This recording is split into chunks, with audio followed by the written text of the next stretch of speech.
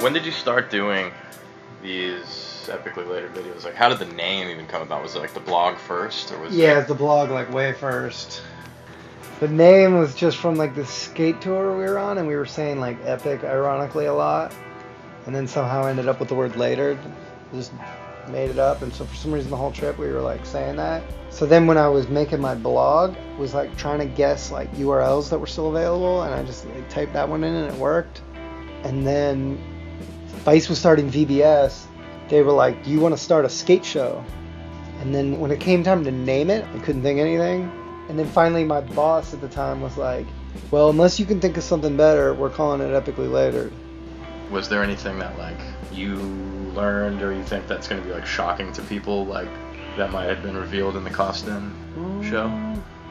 I mean, yeah, I think there are things. I think it's kind of interesting to hear that he wasn't like immediately accepted, because I think of Koston as being the dude that sets the standards of like what's cool in skateboarding, and he's a leader and everyone's like following him to a degree. Like if Koston does it, it's proper, and if he thinks it's dumb, you know what I mean?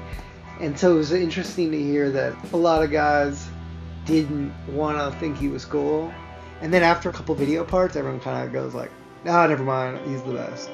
So, I don't know. I feel like Koston still is an enigma to me that like doesn't necessarily like satisfactorily like get solved, for me at least. It's like he's open and in the interviews and so friendly and so like articulate and smart. He's cool, you know what I mean? I really like him. Yet he's so still kind of mysterious. You're never like quite sure what he's thinking. Like I'm still left going like, what's his deal? I just know, like just taking skating seriously, he's hands down one of the best street skaters. And then there's other people that are good in like niche ways, but he's good in just the solid street skater way. He's one of the best. And that becomes like a lot of the topic. A lot of the interviews just like, "So tell me about that trick," or "Tell me about filming for that part."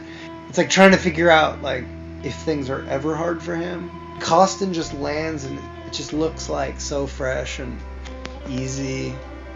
And then you'll find out like, no, it took him like 3 weeks to do that trick. So to me it's just like purely like his skate athleticism becomes like the biggest topic. That's like, I guess if you're going to pick out each skater and think of what you know about them, for him it's like he's the best skater. That's like the main topic of the episodes, you know?